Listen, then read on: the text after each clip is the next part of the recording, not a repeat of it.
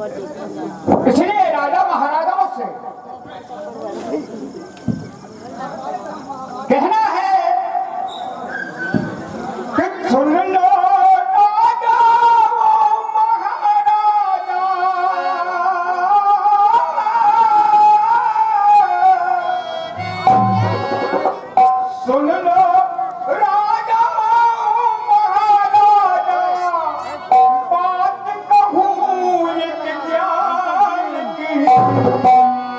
जो धनुआ दो खंड करेगा गायक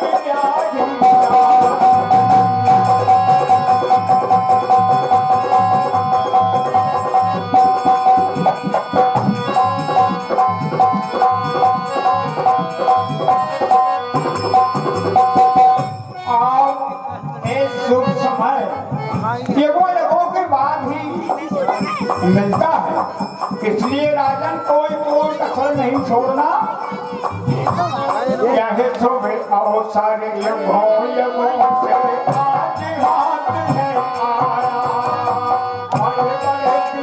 और धनु है चमक नया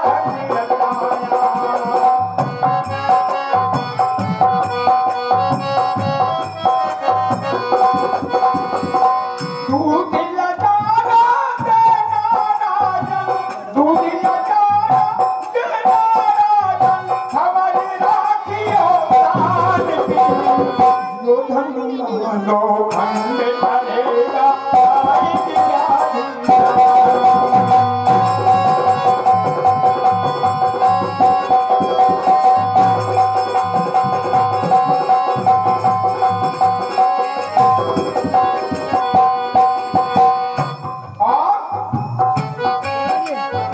छत्रीपन को छत्री भूले आके धनुष उठावे, छत्रीपन को छत्री भूले आके धनुष उठावे, होवे कोई वीर बहादुर करनी को फल पावे।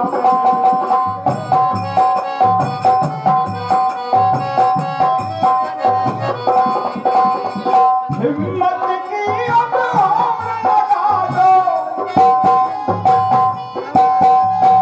हिम्मत की अब और लगा दो, दांत कान घुटा धनुआ दो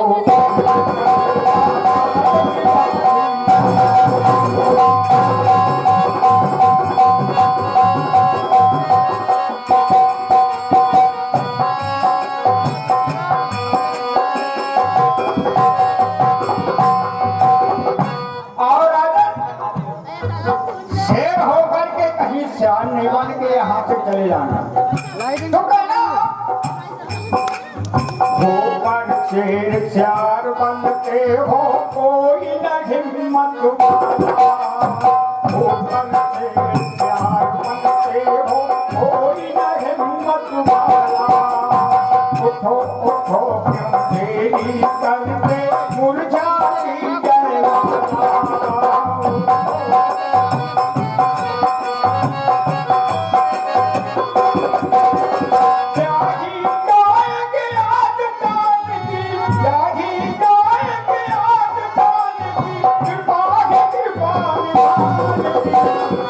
धनुआ दो खंड करेगा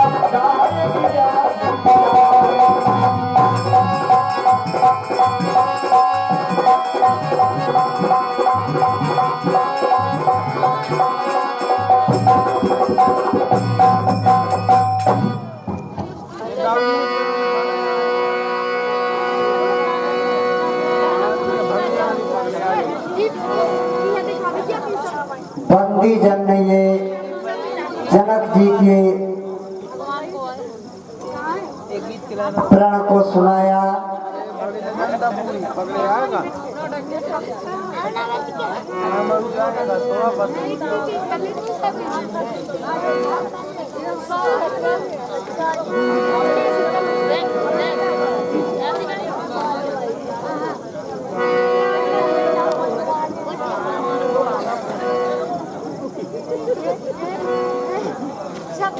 रावण बाण महाभट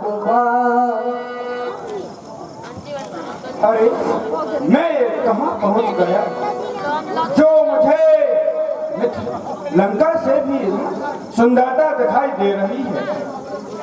लगता है मिथिलापुर आ गए। द्वारपाल आज्ञा महाराज आज्ञा हो।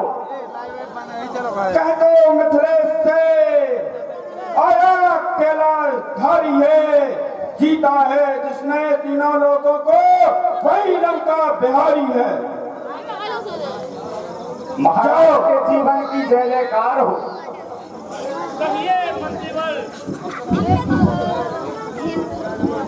कहिए महामंत्री। हे महाराज, कंचनपुर नरेश असुरों के राज महाराजा लंकेश क्या कहा लंकेश?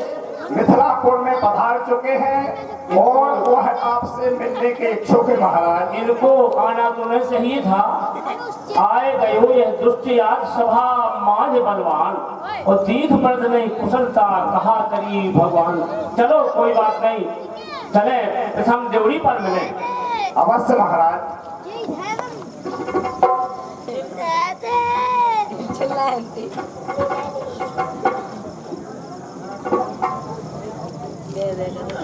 लंकेश्वर जय जय जय शंकर की, जय शंकर की। विधेयराज तुम्हारा कल्याण हो। विधेयराज इस अधिवेशन के अध्यक्ष मिथिला के प्राण लंकेश्वर दस की दसानन,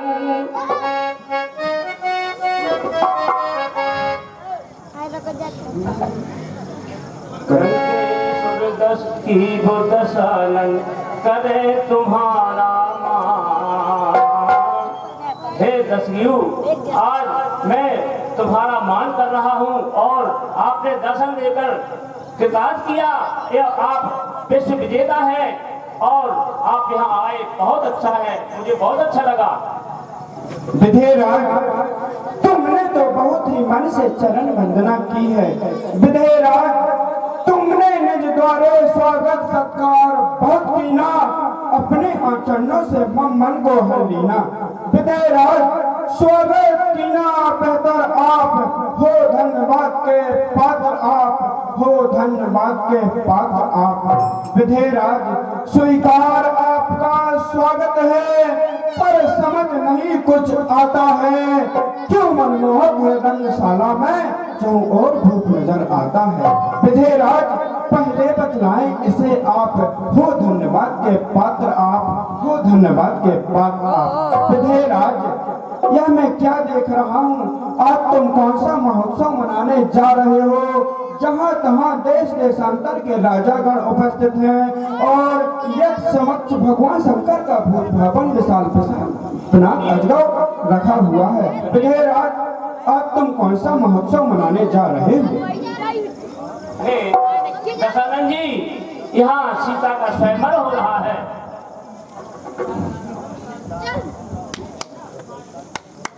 विधेयराज हाँ, सीता का स्वयंवर हो रहा है। अच्छा, तुम तो निर्पुत्री थे, फिर कौन सी सुता का स्वयंवर है?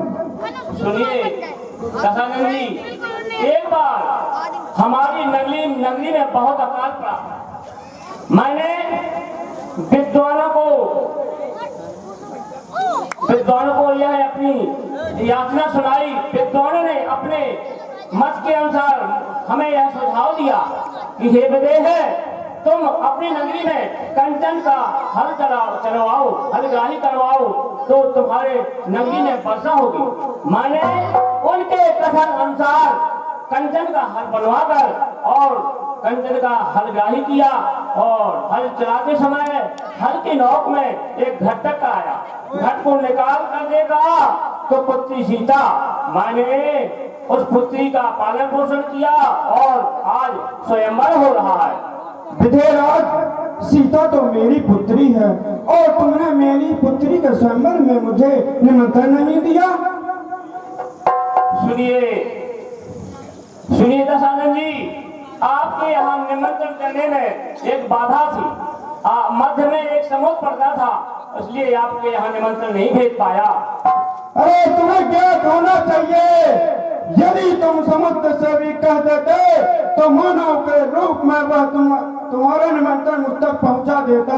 हे भैरव, जो अब तुम कोई अन्य कारोबार संभालो, मैं चला भगवान शंकर के विशाल पिनाक के दर्शन करने हेतु।